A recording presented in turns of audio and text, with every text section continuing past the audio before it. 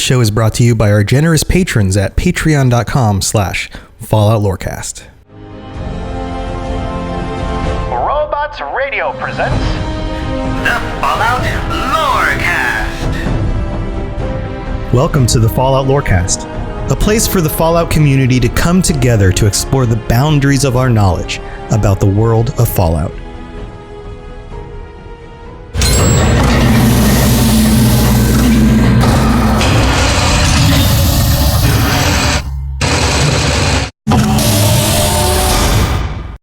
Hey there, Wastelanders and Vault Dwellers. Welcome back to this episode of the Fallout Lorecast. I'm your host, Tom, or Robots, of course.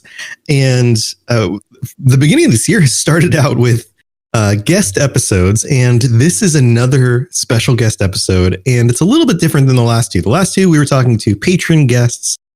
This week, I am bringing back Ken from Chad, a Fallout 76 story, to talk about the Enclave and what is actually going on in Fallout 76 in the Enclave bunker and how that connects to the rest of the games. Ken, welcome back to the show. How's it going? Good. Thank you for having me. Yeah, of course. Of course. I know last time we had a really fun time talking about... Yeah, we definitely went over time talking about House, but he was one of my favorite people. Yeah, I mean, it was totally worth it, and I'm sure people enjoyed it. So, all the feedback I got was awesome. Okay. And speaking about feedback, I guess, well, maybe not. This isn't the best. I just punched my microphone. This isn't the best segue. But your show, Chad, a Fallout 76 story, has been getting a lot of publicity lately, specifically started with Forbes. Tell me about that. Yeah, it was a little overwhelming, to be honest. So Alexander Kane, who's a writer for Forbes magazine and a few other magazines, had heard about the podcast months and months ago, but because of writing commitments and actually listening through and trying to digest our episodes, we talked initially, and then things kind of got quiet. So I didn't think anything was going to come of it, which was kind of a bummer. And then just out of the blue, around Christmas, he said, the article's almost done. It'll be dropped very shortly, which was kind of amazing. So we had done an interview, and he put together kind of just the notes from the interview, talking about the show and the background and how... one of the things that was kind of a takeaway, I think, for a lot of people is because of the unique scenario with this game where there isn't as much of a perceived story that's fed to you, or you're kind of left up to make up your own stories, which I think some of the role-playing groups that have popped up around this game, there's been kind of a unique environment for them to thrive in. And I think that's maybe one of the things that inspired me to create our own show. But the press was kind of crazy. We picked up a lot of new subscribers, which I'm eternally grateful for. Bethesda, I finally got on their radar, so they reshared the article, and it reached out to me. And so that all of that is kind of cool. And because of that, we got a few more articles. One that was just before the Forbes one dropped. That was for Power Up, which is an Australian gaming magazine. And then PC Gamer may be doing something. We'll see. That's awesome. That's a lot of fun stuff right at the end of the year. Like, that's a wonderful Christmas present as a content creator to get highlighted like that. It really was. For me, it was kind of, you get in this weird, writers often get lost in their heads. And for me, in a lot of ways, it was validation because I haven't written anything in over a decade. And so the fact that people enjoy this is in a paradoxical way, kind of baffling to me, but I think that's a writer thing, maybe a psychological thing, but no, yeah. Well, there's the first time you do anything and you have any success doing it, sometimes you have this imposter syndrome that comes forward as well. This like, oh, I've been dreaming about doing this and people liking it, and all of a sudden people do, and I'm not worthy. I haven't done that before. Like you have to start somewhere, and at some point you work hard enough, and eventually people like your stuff, and you just kind of got to go with it at that point. Yeah. Well, very cool. So we're talking Fallout 76, and we're talking specifically the Enclave. And another thing I wanted to do before we get into the details on this is remind people that I've been posting more videos and things on YouTube, and I actually put up a video where I consolidated all of the latest information, everything that we know about the Wastelanders update that's coming out, into a video, and it is almost at 5,000 views already in just a few days. It like ended up in YouTube search and has just like taken off. So super excited about that as well. I wasn't logged in because I keep forgetting what my YouTube password is. So I whenever I log into YouTube, it's kind of whatever's there, and your video keeps popping up. Oh, that's awesome. Yeah, so it's great for just kind of popping up organically. But I watched it; it was great. Well, thanks. So, yeah. So if you're listening to the show and you are curious at all about what's going on with Wastelanders and NPCs in Fallout 76, and then some of the other improvements they have coming to the game, go check that out, because it basically brings together all the information we know, and hopefully sometime this quarter we'll get that release. And I'm sure there's going to be a lot of people diving back into the game, and a lot of people probably picked it up for the holidays very, very cheap, because they, were kind of on the side of, this game is not supposed to be very good. That's what the press tells me, and that kind of thing. So I think it might be worth checking out again. I know there's always going to be some bugs in it. I mean, it's a Bethesda game based on the same engine they've been using. But that said, there's some really cool story stuff. So let's go into one of the story bits that a lot of people miss, even people who have been playing this game since release, who have played through a lot of the story, quote, quote, content in the game. And spoilers, at some point you get into an Enclave bunker and you find out that, guess what? The Enclave has some stuff going on in Appalachia, and there's some shadiness going on there, and a really spooky looking robot voice machine, computer, I guess we'll just call it a computer, Modus. Yeah. And all that stuff. But Ken's going to take us on a little journey here into what's going on with the Enclave in Appalachia. So take it away. I'll preface this by explaining, I think the reason that a lot of people lost what is a really amazing and compelling story of what happened in the bunker is, unlike previous Fallout games where you actually have NPCs that you can kind of focus on, that feed you the story and you can kind of engage with. This is kind of left to terminal entries and holotapes that most people in game, will pick them up. And especially if you're running with a group of people, you're not going to sit there and listen to a holotape in one ear while people are talking to you in the other. So I think the pacing and the structure of this has maybe lent itself to people missing what the storyline is. And some of the drama that went on inside that bunker that had lasting repercussions, not just in Appalachia, but around the world. The storyline in of itself is kind of cool. And I'll give, someone took the time to assemble all of the hidden data and lost holotapes in the bunker in chronological order on YouTube. And nice. You can link that for people in the show notes. But if you guys... Definitely. If you guys love listening to holotapes, these are done really well, and you can listen on everything that we're going to talk about now as acted out by the original voice actors, and it's really kind of cool stuff. So now we're going to go back through the mists of time to the very beginning. Actually, forward in the future, but back in the time of Fallout. It's, yes, something like that. All right, picture yourself, Sicily, 19. So here we are. It's the eve of the Great War. A few major players are going to come into being in this little story that we'll talk about. But first, let me paint you a picture of where we started.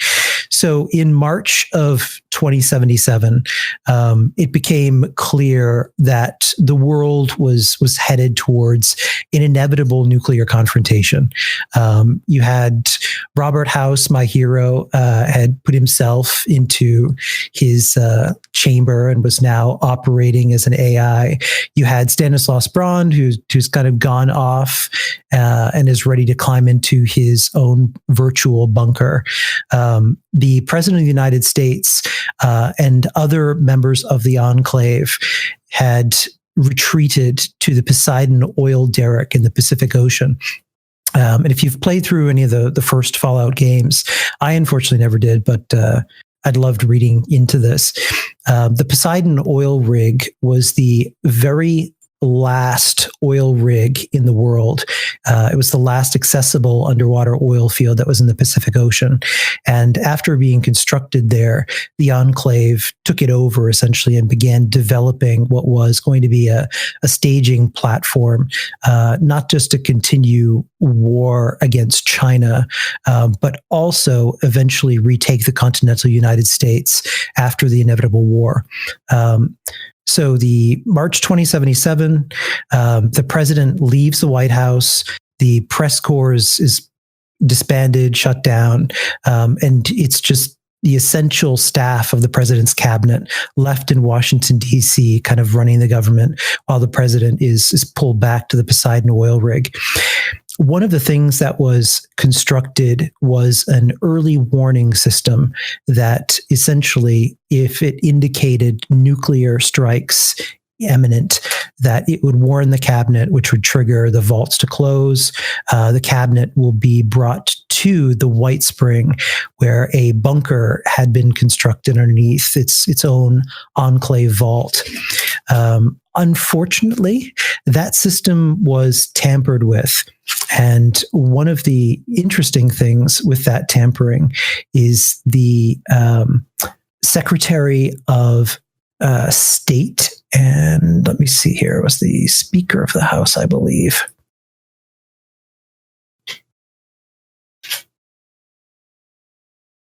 Yeah, the Speaker of the House, Attorney General, and the Secretaries of Commerce and Defense were actually removed from the list. It's unclear who exactly did that, but it's indicated that it was Enclave who began manipulating what was going to be kind of a long game post-war. The Secretary of the Interior and the Treasury, when on the day of the Great War, were evacuated into the Whitespring Bunker. They were not named, and they haven't been named in the lore. Even the last president of the United States is unnamed. We only know that the first two letters of his given name were just D.I. So unfortunately, we don't even have what his name was, or her name. Probably Dick. Let's go with Dick. President Dick, the last president of the United States. Dick. So you have Secretary of the Interior and the Treasury in the Whitespring Bunker. Also the Secretary of Agriculture, whose name was Thomas Eckhart. And he very quickly, you're going to identify, is one of the most notorious villains in Fallout history. It's going to become clear as to why.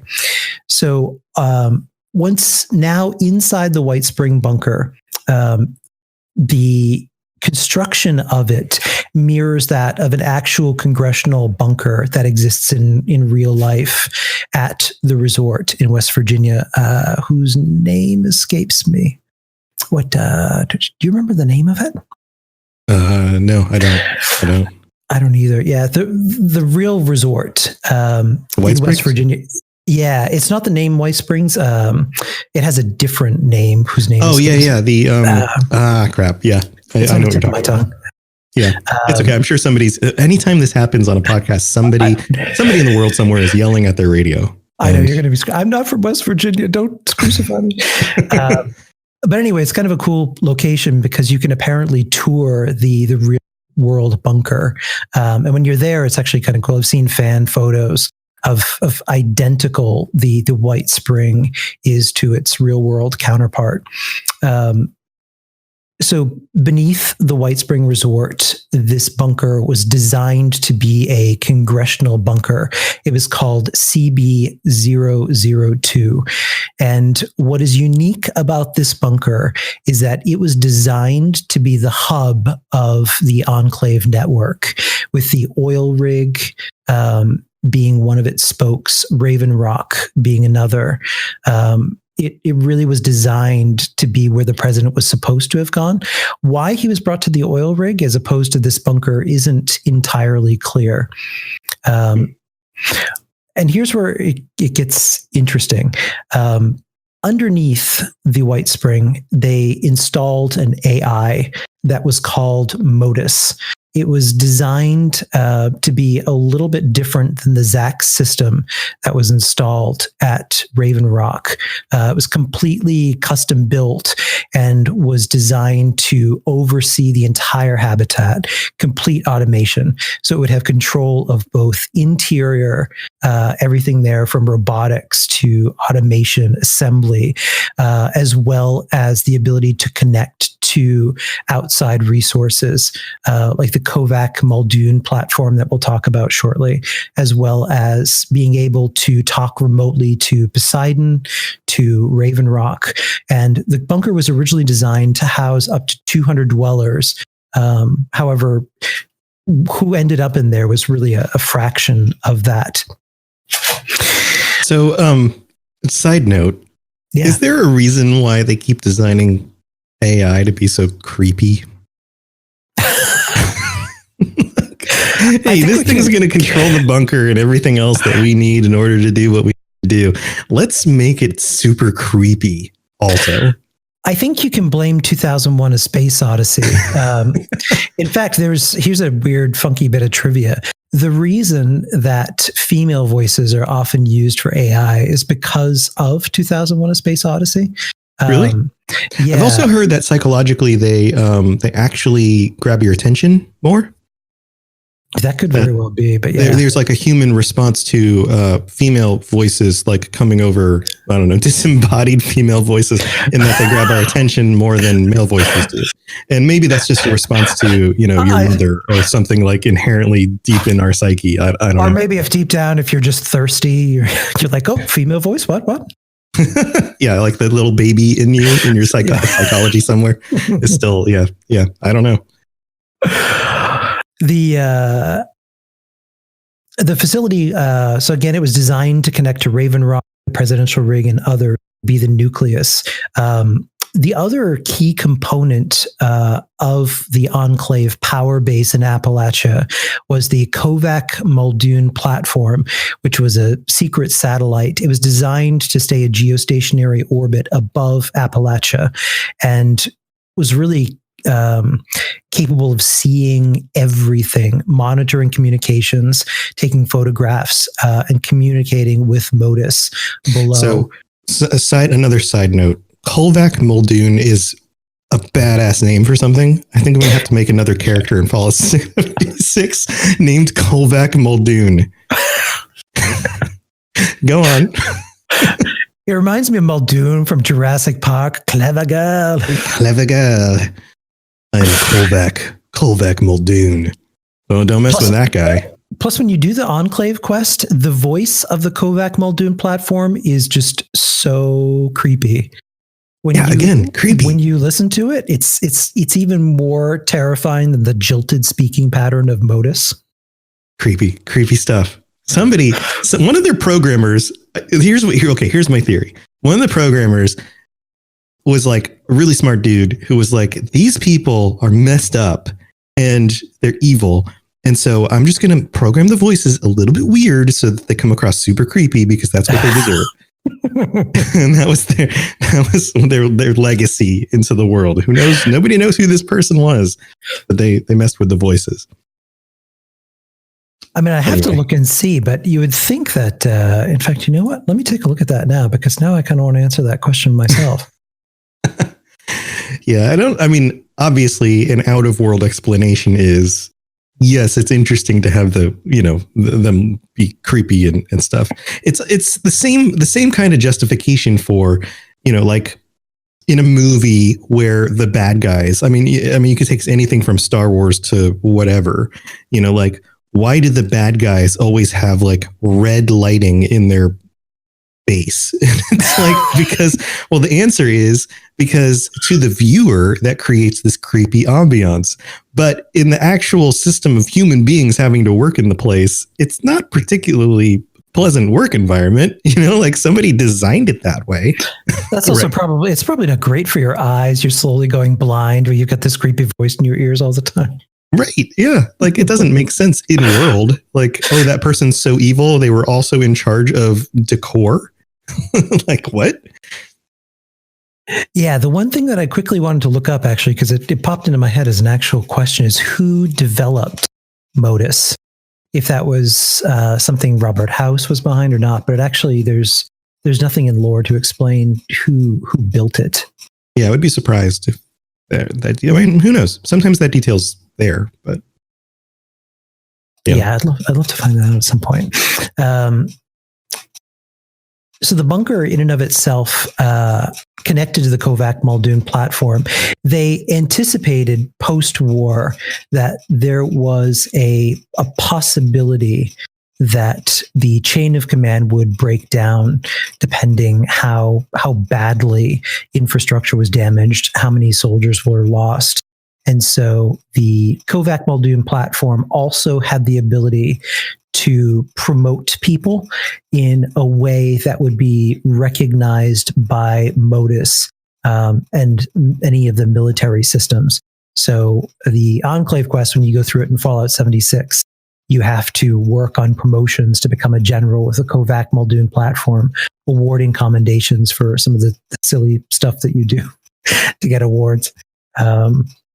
Just as a way of kind of working around the system that was built in place. Right. So now we come to the people that walked into the bunker that day. And first I want to tell you about the Secretary of the Treasury. He was an essential figure as far as the chain of command went. Once the bunker lost the ability to contact the Poseidon Oil Rig and Raven Rock, it was believed that there was a possibility that the president was dead. So immediately the Treasury Secretary prepared himself to be acting president and leader of the Enclave in the bunker per the constitutional chain of succession. So he was ready to assume the reins. He didn't last that long, however. He was executed in the bunker very shortly after the door closed. He would be the very last Secretary of the Treasury in United States history. Other residents of the vault or bunker were informed that the Secretary had died of, quote, radiation poisoning. Of course. Please don't pay attention for bullet holes.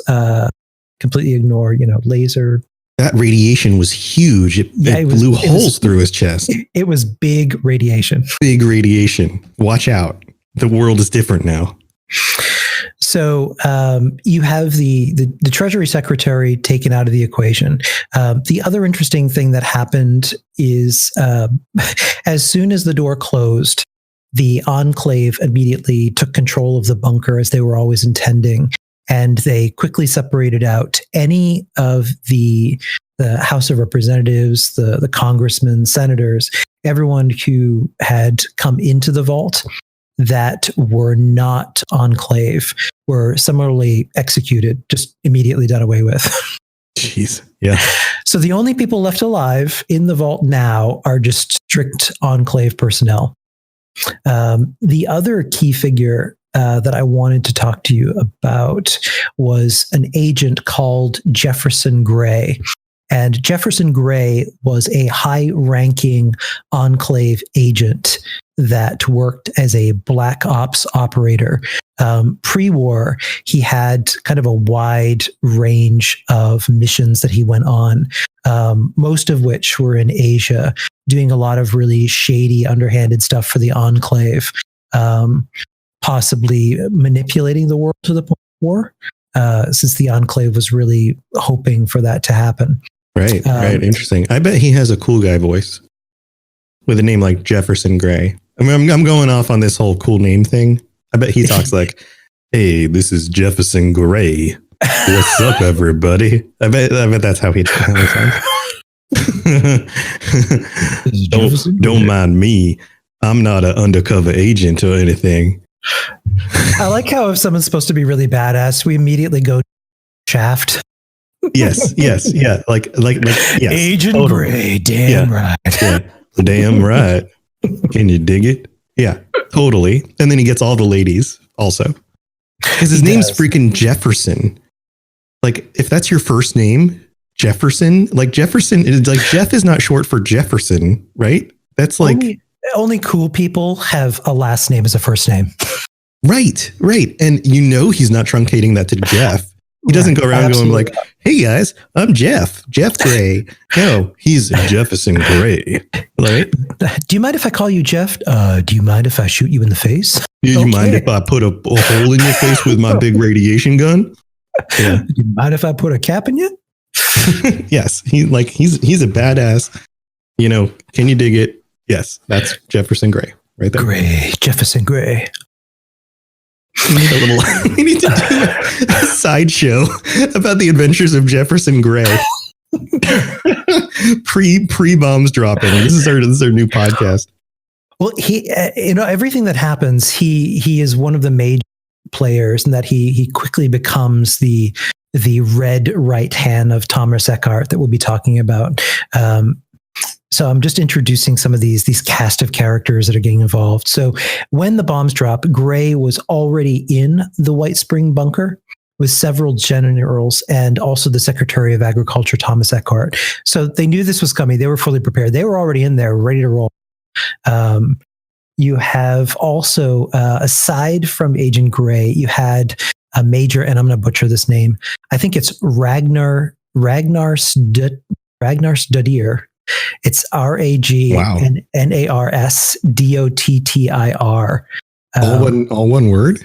Yeah, instead of Ragnarok, it's Ragnar Stadier. Whoa. Yeah, it's a brutal name to say. Uh-huh. And he was also an officer in the Enclave. He was an Enclave affiliated member that was in the U.S. Armed Forces before the Great War. After the bombs dropped, he survived inside the bunker along with Eckhardt and Agent Gray. He was very loyal to the Enclave cause, and ended up surviving Thomas Eckhart's purges of some of the interior staff there, and quickly would go on to become Eckhart's chief of recon operations and recruitment.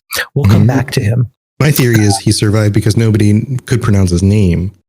So they were like, all right, here's the list of people we need off. And then they got to his name and they're like, skip it. Or maybe he's just one of those people that you ask what his name is. He's like, Ragnar Darskadir. And you're like, oh, let's leave him alone. He's emo. He's got something going on there. He's cool. He clearly gave himself that name. All right. Scares me a little bit. The last key figure that we're going to talk about actually wasn't in the bunker, but she's going to become incredibly important. Ellen Santiago was a colonel, and she was the leader of a large unit of the U.S. Armed Forces that was stationed in Washington, D.C. on the eve of the Great War. So back in the capital wasteland, as it would become, the bombs started dropping. She led her unit out of Washington, D.C., and came all the way down to Appalachia, leading her men successfully. In fact, only 5 men were killed along the way of all of her soldiers. And they showed up on the door of the Washington the Whitespring Congressional Bunker. She's going to become very critical and especially what becomes the end battle inside the bunker. So these are some of the key figures. Now let's talk about Thomas Eckhart. So it was an American businessman. His father was Joseph Eckhardt. Thomas Eckhart, his son, by the age of 16, had become really polarized against China. Meanwhile, his father, on the other hand, had become jaded with the U.S. supremacy and capitalism. His father ends up just leaving in the middle of the night and defecting to China. So now you have a 16-year-old boy whose father just up and abandons him to go to China and just kind of become a communist. Yeah, and in that world with that kind of attitude towards it. Exactly. And you have equating it to the United States. This is kind of McCarthy era paranoia. So anything communism, people were insane about. And the 16-year-old Thomas Eckhart had grown up in this kind of culture, shaping him. His father does something that would carry a great deal of personal shame to the family, on top of creating some daddy abandonment issues. So all of that is shaping the person he would become. What could possibly go wrong? Of course. So he goes into politics, working his way up. He was very vocal in eradicating communism once and for all, rooting out anyone who supported communism, bringing conspiracies to light. He became really well known in Washington, and under the last president was selected to the position of Secretary of Agriculture, which of all of the kind of badass cabinet positions that you think of, the Secretary of Agriculture doesn't sound like a fantastic one. No, I don't know that there's a whole lot of communist agenda in agriculture. Those tomatoes are supporting China. They're clearly red. Better red than dead.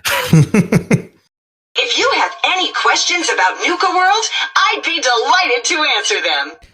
Hey friends, just wanted to do some housekeeping here in the middle of the episode real quick. I hope you guys are enjoying my conversation with Ken. He always brings some really cool information to these shows. And if you haven't checked out Chad, a Fallout 76 story yet, go check it out. It is hilarious and such a fun time. As I've mentioned before, I am growing our YouTube channel, and you can find it easily. Just search Robots Radio YouTube. It'll show up. I am taking some of the lore sections of some of these episodes and putting them in video form on the internet for you to enjoy, so you can always go back and watch them that way as well. Plus, I have some newer episodes about things like things to expect from Wastelanders and other content up there for you guys to enjoy. It's going to be something I am contributing to every week along with the podcast. So go check that out, subscribe to the channel, and give me some thumbs up on some of those videos that you like. It really does help get this content out in front of everybody else. I'm trying to speak quickly in order to get through this section because this episode's already pretty long. Also, if you are interested in helping the show in some other ways, our Patreon is continuing to grow.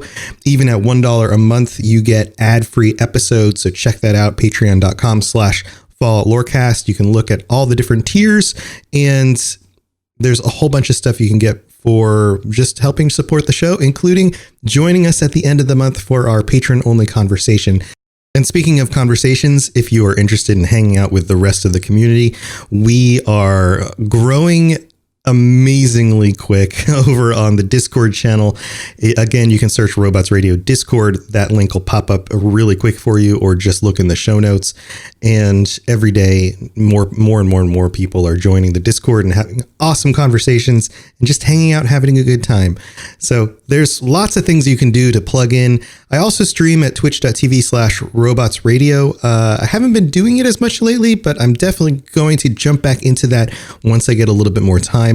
That's the place I go when I just want to hang out with you guys and play some games and have some fun conversations and just spend some time with the community directly. So that's another place you can plug in, and that's about it. Other than that, if you want to help out the show in other ways, drop a review on whatever podcatcher you're listening to this on.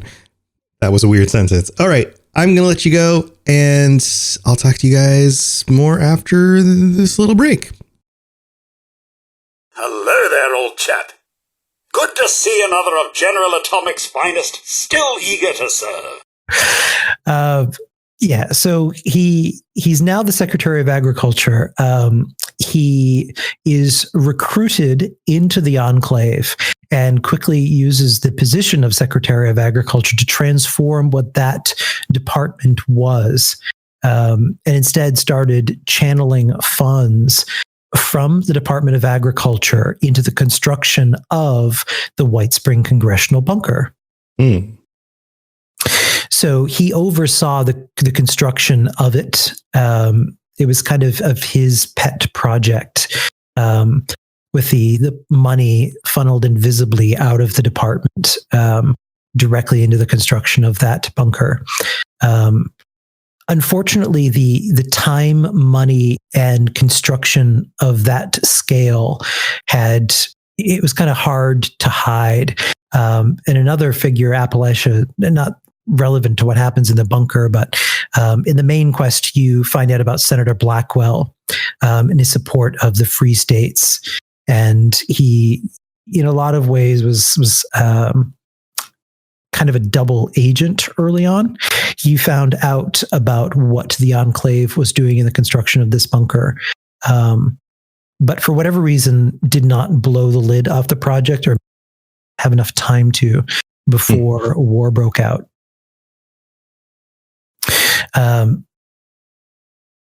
He was one of the few people in the bunker, Eckhardt, once the bombs dropped. All of the personnel who arrived that I said now he's executed, got rid of them. They find out that the connections to Raven Rock and the president himself at Control Station Enclave, which was the Poseidon Oil Rig, has been severed, either intentionally by exterior forces or simply due to the devastation of bombs. So the hard lines were cut. They had no external communication, didn't know what was going outside. Eckhardt was obviously not next in line of succession, but considering he built the bunker, it was his baby, he immediately seized the opportunity to not only lead the ultimate fight against communism, but also to position himself in power. So after gathering the survivors in the room, he informed them of the unfortunate death of the Secretary of the Treasury, who would not become president due to his radiation sickness to death, and then announced himself as the new leader of the Enclave and also next in line pre-war for rules of succession. He gave those people a choice to use the Whitespring Bunker to continue the war against communism and enemies of America, or to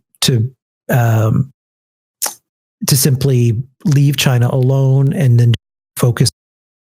So he gave the people a choice. His supporters ended up following him blindly, of course, and everyone. They didn't want to get big radiation in them. That's usually a good way to convince people to do what you want.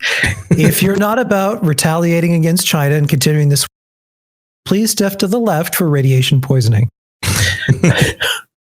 One of the people that stood up against him and believing that continuing this war would be counterproductive was a General Swafford. He had no plan to really continue raining war against China, considering the world had just ended. And right now is about rebuilding and survival. Eckhardt was really hoping that the general would be on his side, but he obviously was not. So Eckhardt left the conference room, asked Modus to seal all of the opposition inside and to pull all of the oxygen out of the room. So now you've got non-Enclave people who showed up that were summarily executed that day, the day of the Great War. You've got Enclave personnel who were against his complete, insane post-war, perpetual war against China that he offs. Now he's left with just 47 people to try and to continue his agenda. He had a real problem there because he had one general left. And in order to gain access to the bunkers in Appalachia, or the silos rather, he would obviously need a general. The one left alive was suffering from radiation sickness that was not Eckhardt's doing. It was not big radiation sickness. Yeah. So Eckhardt was concerned about his well-being. So he instructed Modus to have eyes on Harper which was the general that was survived constantly. So now he's beginning to position finally his idea of striking back against China. The nuclear arsenal in Appalachia, capable of just raining hellfire down on China. The problem was gaining access to the silos, which couldn't be done because the DEFCON system was automated. In the game, you find out that the DEFCON 1 to be able to access the silos only happened because of things that happened before Reclamation Day. The DEFCON level, for whatever reason, hadn't been raised. After the Great War, it returned to a normal position since it looks for immediate threats in Appalachia. And after the bombs finished raining down, there really wasn't any. You had survivors out there building. There was no real problems out there. Even super mutants didn't exist. You had some of the other radiated creatures that were a problem, but it was nothing that survivors like the responders couldn't handle. Right. So at this point, he began dispatching agents out of the bunker to see what was out there. And they ended up finding the responders who would become a natural source of new recruits to bolster up what was left, just the 48 people that he had. He needed more numbers. So they started recruiting some of the responders to try brainwashing them into becoming Enclave members. Eckhardt knew that torture wouldn't really be effective, so they used some brainwashing techniques to bring people in under their ranks. Well, you've got a really good ideology when you can't just convince people through rational reasoning to join your sides. You have to brainwash them. Exactly. The Major Ragnar's let's just call him Major R. Or Major Ragnar. Yeah, sure. Major Ragnar Lothbrok. He was the one that was leading scouts out into the surrounding area to really do some scouting out, look for resources. They found out that West Tech, the FEV research, survived the nuclear blasts. And that also the Chinese infiltration base at Mama Dulce's was still operational and untouched. He had dispatched Agent Gray to secure that location and lock it down to prevent the responders from getting in there. The scouts also found out that the new election system that was still in place, the computer system, when you're out wandering around, you find the ballot boxes everywhere. Right, yeah. The election system was completely automated, and it was designed to elect the next president. He didn't need to formally declared president of the United States, but call it ego, call it hubris. He ended up using Agent Gray to hack that system in order to allow Eckhardt to become the next president of the United States. The world has fallen apart, but we still need this to look official. Right. The world has fallen apart, but I need these political ads. We need all of the people out there who are still out there to vote for me, or at least look like they're voting for me, even though they're just trying to survive right now. Yeah. Yeah. Meanwhile, in the science wing there, they started experimenting with mutation serum, which is something that you get the great pleasure of enjoying the game. I particularly love marsupial because once you can jump around like Super Mario, you'll never stop. Mm-hmm. Right. The mutation serums, as they're experimenting, created some interesting and unintended side effects that we'll talk about. One of the interesting things that happened in late 2082 was a group of soldiers led by Ellen Santiago that I had mentioned had shown up at the front door now. They had heard about the congressional bunker, came from Washington, D.C. and arrived. And Eckhardt was thrilled because he would have hardened soldiers at his disposal that would be able to help him enact his plan of revenge against China. Santiago, in particular, was furious at China and wanted revenge. So he quickly was able to convince Ellen to join his cause.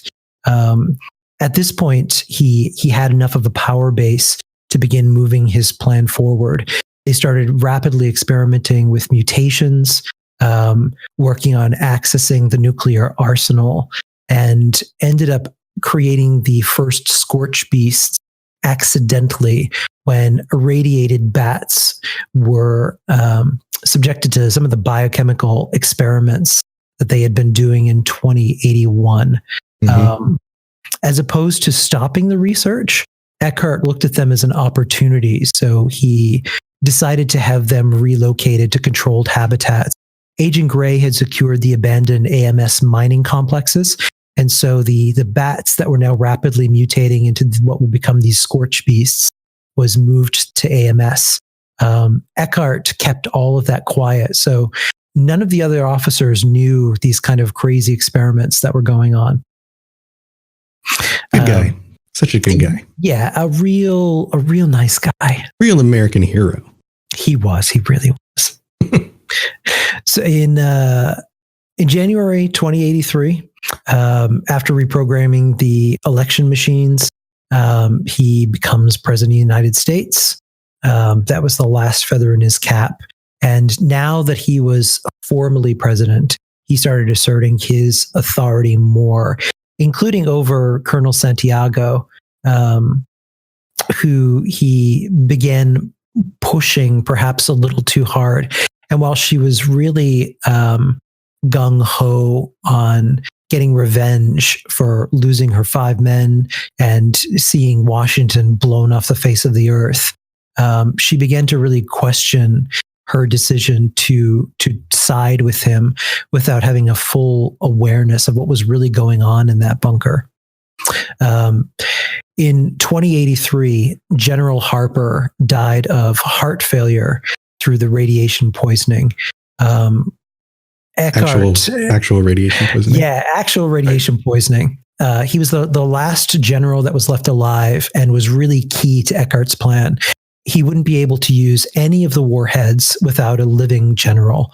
If you listen to the holotape, the blind panic in Eckhardt's voice when Modus is letting him know that General Harper was dead is palpable. In fact, he just starts screaming for Modus to continue trying to resuscitate him, even though Modus knows it's completely useless. It's important to note, too, when you actually listen to some of these holotapes, this is a fully operational Modus pre-war.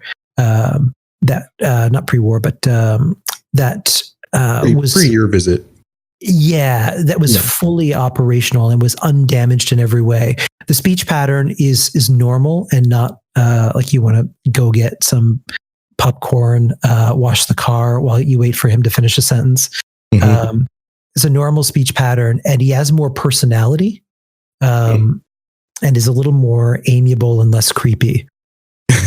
Interesting. You finally meet him. He gets jaded with time. That and being severely damaged by what happened towards the end of all of this. Yeah, I'm sure it was more the damage, but it's kind of funny to think of an AI getting more jaded over time. So Eckhardt is beside himself. His plan is falling apart, and then he has an inspiration. He realizes that the Kovac Muldoon platform could be utilized to promote someone through the ranks to automatically get them promoted to general. And so he convinces Ellen Santiago to head out to Camp McClintock and earn an automatic promotion to general by exploiting the same kind of automated system that gave him the presidency in the first place. She goes out there and does the same kind of quests that you go on to get to become a general. So she finally, in the end, becomes a general. But aside from already becoming jaded towards Eckhardt and really questioning her decisions, for someone who's as decorated as she was with some of the deeds that she did, getting those stars artificially was something that really disgusted her. And it really started to turn her against him. Yeah, like, hey, this isn't legitimate. Maybe this is bad. Yeah, it's the ultimate stolen valor. It's basically milking an automated. Yeah, totally. So Eckhardt, of course, was thrilled. His plans were back on track. He has a general now in his pocket, so now he can access the silos. They had to get the nuclear launch code. So they don't have Nuka Crypt like we do to just kind of to cheat our way around getting codes. So he dispatched men out to try and find the pieces of the launch codes that were scattered amongst Appalachia on the aide-de-camps carried on their backs. So you had to get the key fragments. And then finally get a nuclear key card out of the cargo bots.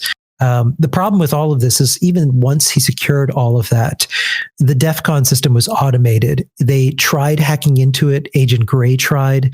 There wasn't a way for them to get it to DEF CON 1 to allow the silos to unlock. So he and Agent Gray came up with an idea.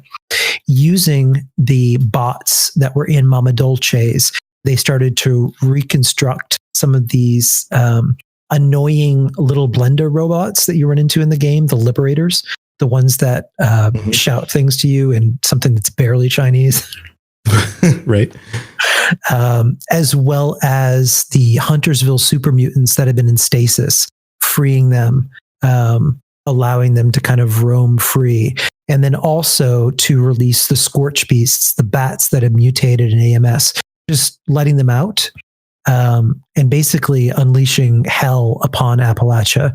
Doing all of this would trick the system into believing that an invasion was underway, and it would go from the DEF CON status all the way to DEF CON 1. So he accomplished it. They put all of this out there. You know, the responders are dying. You've got the Scorch Plague. It all kind of comes back to them, yeah. It does, yeah. As all of this was getting ready to kick off, Major Ragnar explained what was going on to Santiago, who was unaware of everything that was about to happen. And having stepped out into Appalachia and seeing what the responders were doing, seeing that life was returning, that civilization was returning, knowing that they were going to destroy all of this, kill all of these people, was something that he was really against. On top of the fact that Eckhardt also took the opportunity to assassinate Senator Sam Blackwell, who had survived the Great War. So he had sent Agent Gray out to assassinate him. Agent Gray was killed in that exchange, but not before killing Blackwell. So now we come, now we come to the final moments of the vault. So now he has everything in place. He's ready for DEF CON 1 to kick off. The Liberators, the super mutants, are now, emerging onto Appalachia, causing major hell. Eckhardt plans to go forward with a nuclear rain of fire down along China, releasing the nuclear silos, all three at the same time.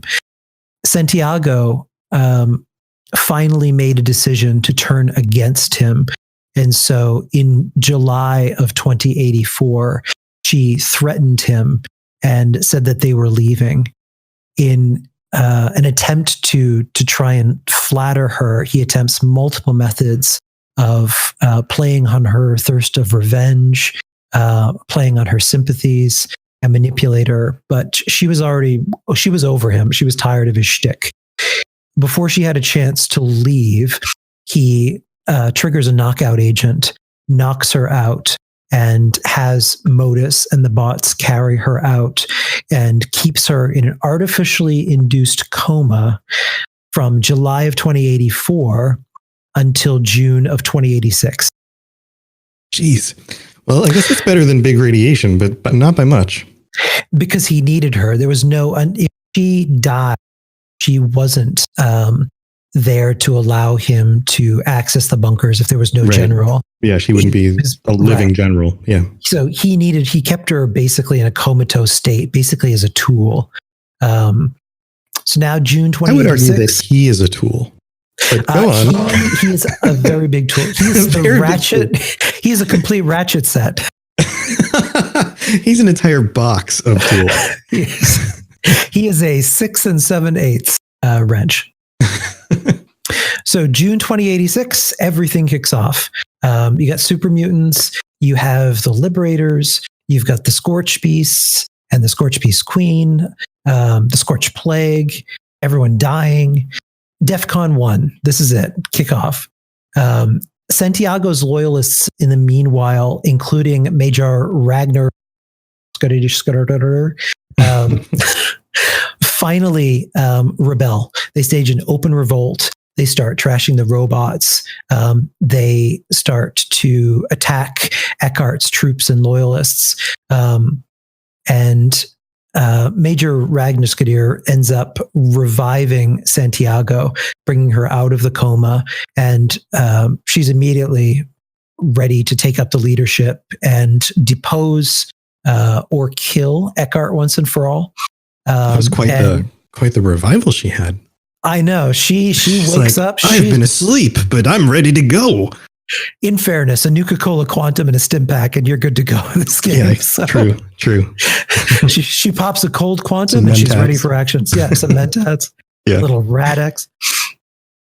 Eckhardt is caught and placed under arrest just when it looks like everything is playing in their favor. Santiago had decided to blow up Modus.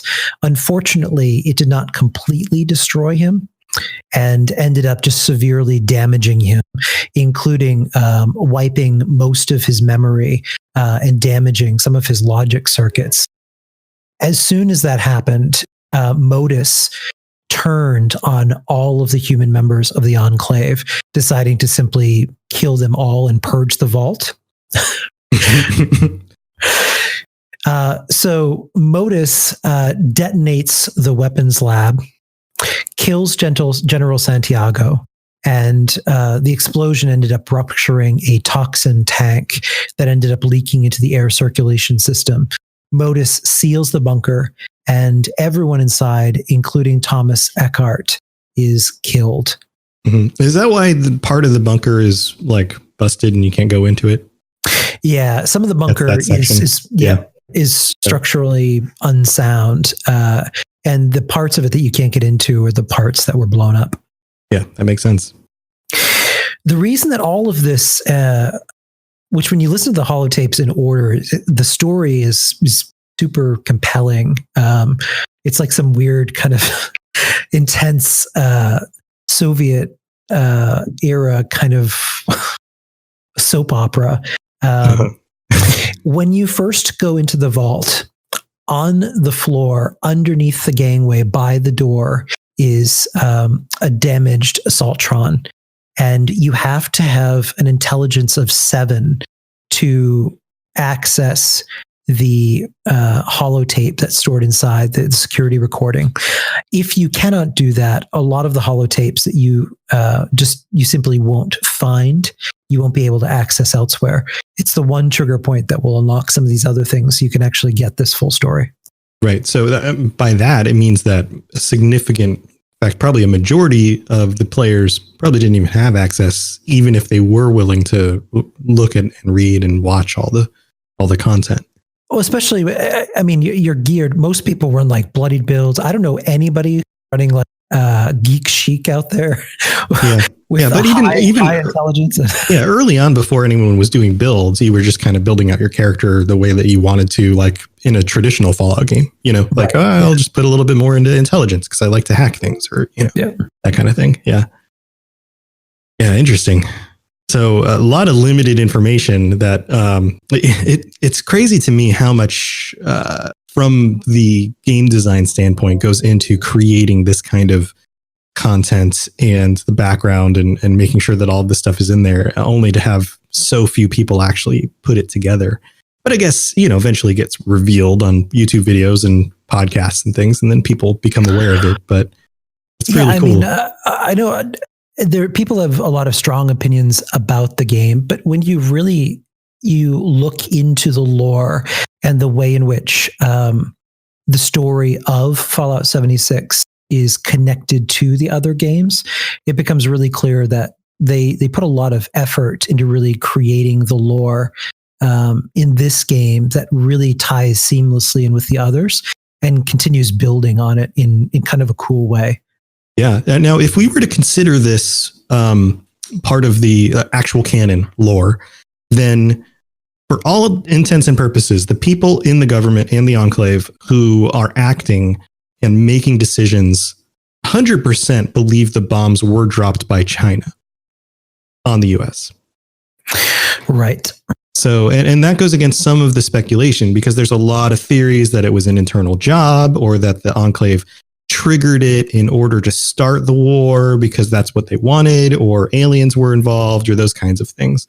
Now, it doesn't necessarily tell us who started it, who dropped the first bomb, which created a response and then more bombs. And that, we don't necessarily know the entire way everything played out, but it at least gives us a little bit more clarity as to, the people who were in power and who probably had the most information about the situation believed that it was China, or at least China was involved with bombing the US. Yeah, it's the theory, the predominant theory that a lot of people prescribe to is that it was actually Vault-Tec, the Vault-Tec Corporation that somehow triggered it all. And that was based on some throwaway lore that we never actually got from the aborted Fallout game that was going to be developed before Fallout 3. Yeah. What was it? It goes by that. It's another moment where somebody's going to be yelling at their car stereo. What's it called? It was supposed to be Fallout 3, but it never became. And then it just went by that code name. I think this is Fallout in Space. It's Fallout in Space. No, I don't remember. We can Google it. That's interesting. Sorry? Van Buren. Van Buren. That's it. Yes. Yep. Yes. I was like, it has a name, but can remember it. That makes sense. So you were supposed to get more of a story into terms of what happened with Van Buren, but that ended up being canceled. So you can still find out what some of the storylines were going to be. It depends on whether or not you want to look at that as canon. In any of the Fallout games that were fully fleshed out and completed, though, they still haven't made it clear who was the one that pushed the first red button, whether it was the United States or China. Right. And at the end of the day, does it matter? Yeah, I mean, really, the world ended and things are now completely different. Right. And it would be crazy. And we're going to talk at the end of this month with our tier 4 patrons about predictions for Fallout 5, because we're still a number of years off for sure. But there's a lot that could be really good fodder for Fallout 5 storylines and those kinds of things. It would be really interesting to see some sort of like super American anti-communist faction who still feels like they need to take it to the commies, even though it's been 200 years or something. That could be an interesting character, somebody like that. Yeah, I don't know where the next... I'm trying to think of where a good location would be in the United States that we haven't done too much of. Yeah, I have lots of theories. I mean, we've even talked about what if we went to Canada, which was probably much less bombed and probably had a larger population of survivors, or Mexico, or one other thought would be actually going to China and having Fallout, China, Beijing, something like that. Then we'd probably get a lot more understanding of what was going on in that side of the world. Also, what if there was like a Chinese communist version of Vault-Tec? Like, what if we found out that Vault-Tec was actually working in both places creating vaults, and that there were all these Chinese vaults? That would be really cool. That would be interesting. And it would make total sense. If that was the case, then it would make sense for Vault-Tec to kind of trigger the end game. Yeah. In which case we can point the fingers squarely at Stanislaus Braun for everything that happens. There you go. And then we can have some sort of like Chinese equivalent of Mr. House, some sort of like brilliant Chinese inventor who was doing cool stuff over there. And, like in good superhero comic book story, you have like the equivalent of like, the opposite person on the other side kind of idea. You know what I'm talking about? Yeah, like you got like the genius scientist over here, but then you have their counterpart on this side or whatever. I think for Fallout 5, the last place that I would love to see in the United States as a region would be the southeastern United States. Like Florida, Louisiana would be a very interesting worldscape to play around in.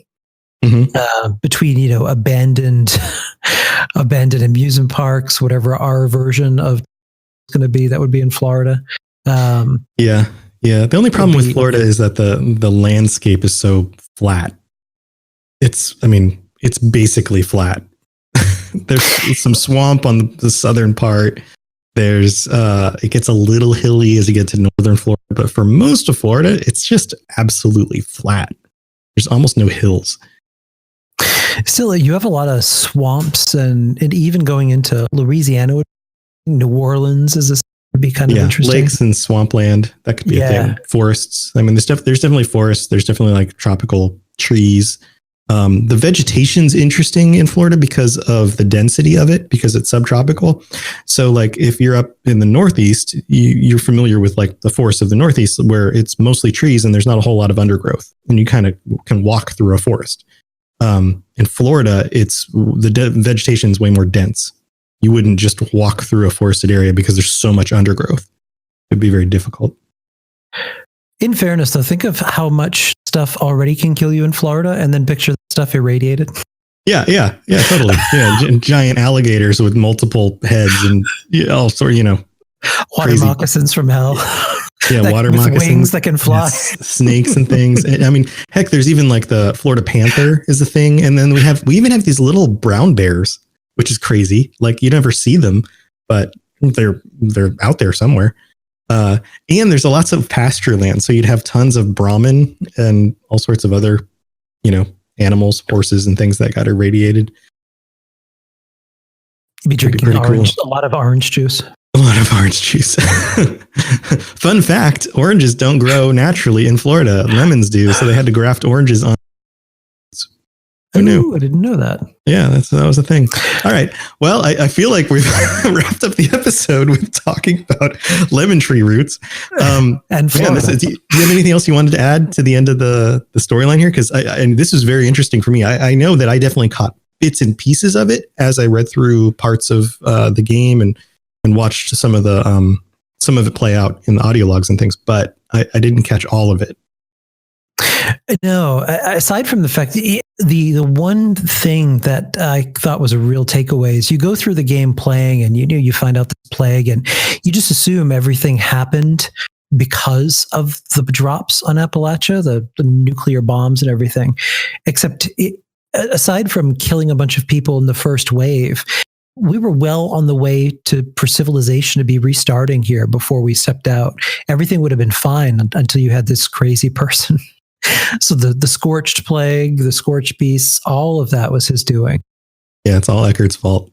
Yep. Yeah. That part at least was clear enough. Like I understood that he was the villain and that so much of it was his fault. Yeah. But yeah, some of these other details are really interesting. Well, thanks. One final thought. Yeah. I think, and I'm really hoping, because once you complete the quests from Modus, once you've reconnected him with the Kovac Muldoon platform, the ending is kind of left open-ended. where now he has the ability to kind of reassert his influence externally. Now that you've given him an exterior line, it would be interesting if with the Wastelanders update, if he becomes more of a threat. I would love to see something happen with that, where it kind of comes full circle, and what we did is having lasting repercussions. Right. I really like the idea of working in accidental, like the protagonist, like your character is accidentally responsible for something terrible, even though you didn't mean to do it. Right. Yeah. And in fact, that was a storyline I tried to work into my Dungeons and Dragons podcast back in the day. That was kind of the big reveal at the end, was that, and I let the NPC, like the people playing the characters, make the decisions. But then it turns out that those very decisions were going to be responsible for so much of the other things that they were going to have to deal with in the future, even though they were not like ill intent. So I like that idea of accidental creating bad stuff. I mean, it's you have something that has no moral subroutines anymore and has complete and unrestricted access to controlling robots throughout Appalachia, on top of having a really powerful weapons platform that can just kind of rain down an arsenal from space. So yeah, it's kind of, I'll be disappointed if we don't do something with that. Yeah, kind of a bad recipe, or a good recipe if that's what you're looking for. Dun, dun, dun. Speaking of Wastelanders, did you sign up for beta? No, I didn't even know that was a thing. I've been out of the loop on that part of it. Oh, get on it. Was that just announced? Was that new? It was, yeah. The Inside the Vault article was delayed, so everyone was kind of freaking out, wondering what the announcement was going to be. But private test servers were announced. So if you're on PC, you can sign up to be considered for beta to test Wastelanders. To set expectations, though, when you read it, there's a few criterion going into it. They're only picking a few hundred people to do so. It's a constant up server. So unlike the beta that we had at the start of the game, it's not like it's going to only be accessible for certain periods. It'll be completely accessible to you whenever you want to play it. But aside from just picking 200 people, they're looking at individual accounts for people who are signing up.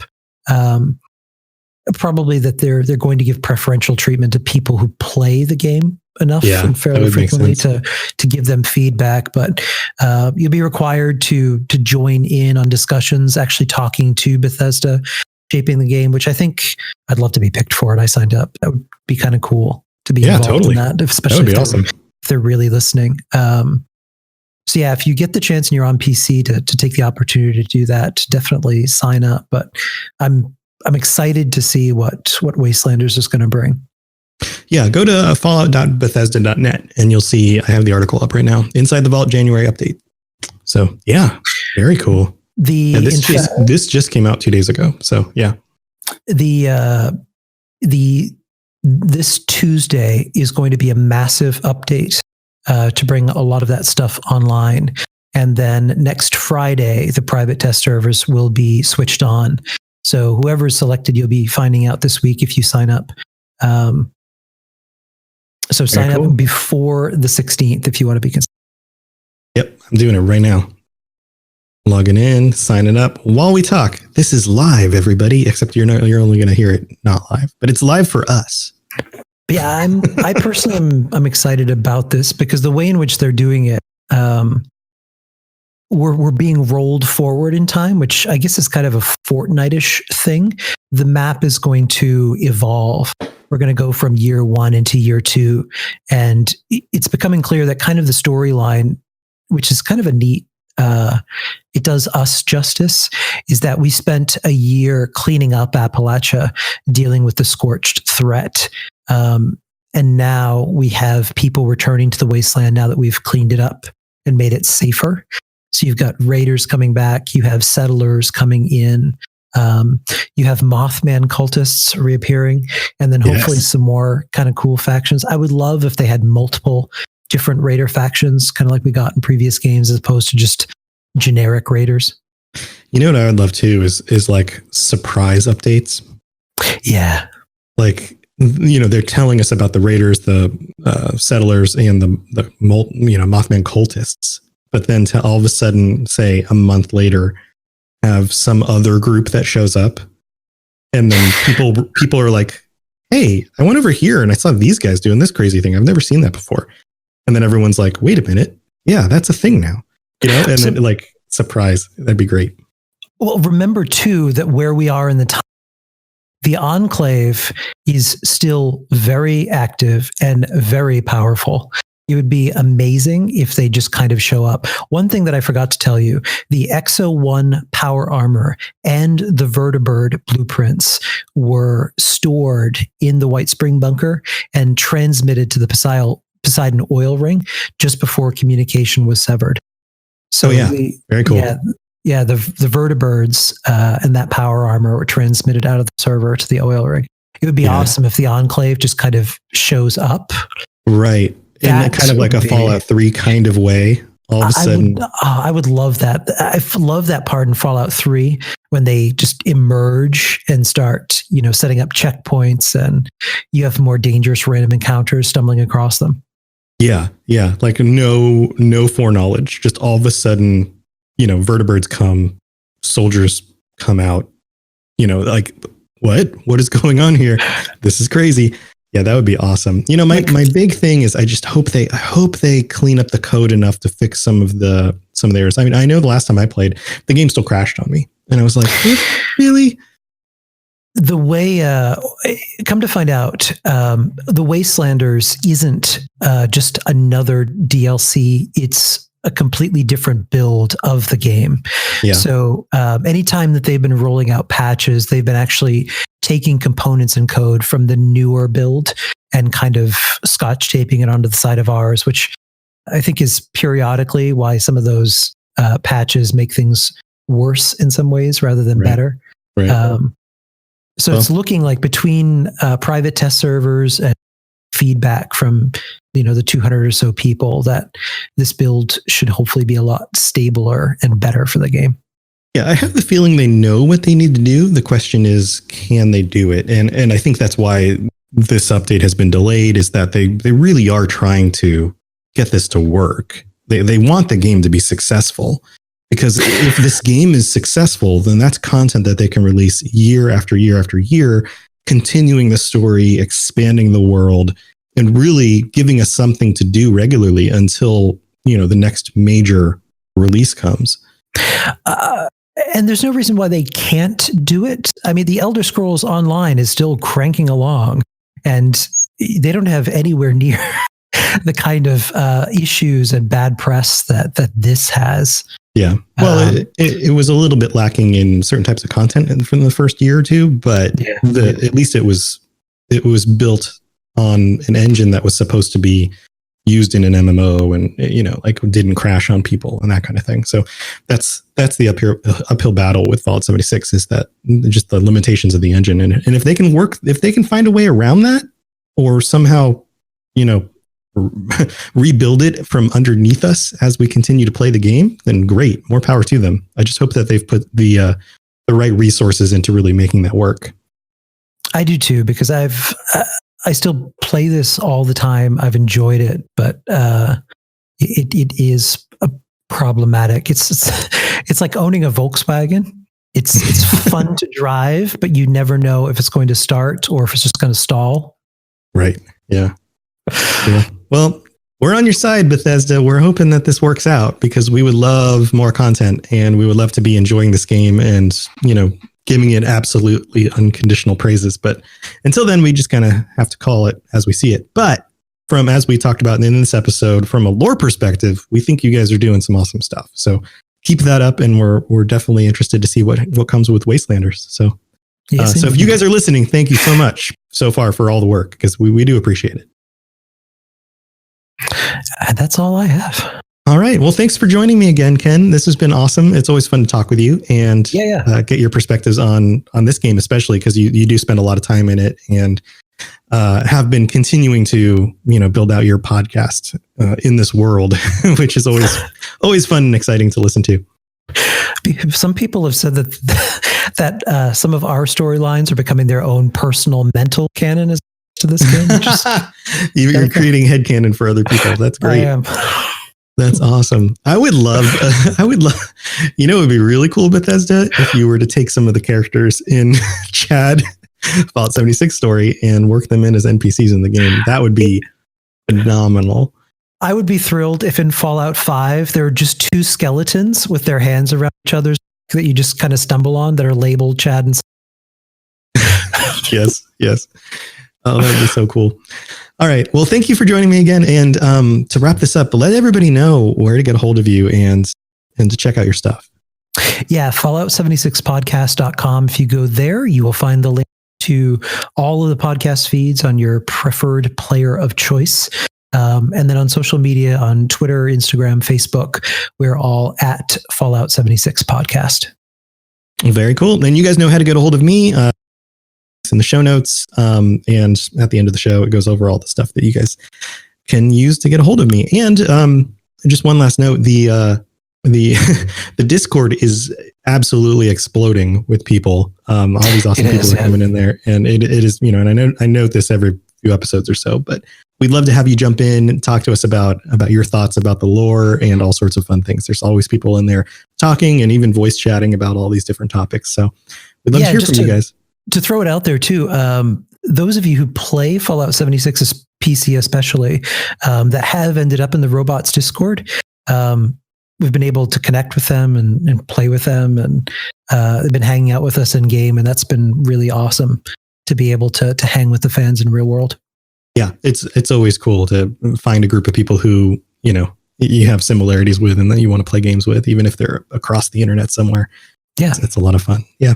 So, all right, everybody. Well, we'll talk to you next week. We'll have another episode coming out. And by the way, if you also happen to listen to the Elder Scrolls Lorecast, and you listen to this episode before the big reveal on the 16th, I will be in Las Vegas. I was going to say New Vegas because I'm in Fallout mode, but it's not New Vegas yet. It's Las Vegas.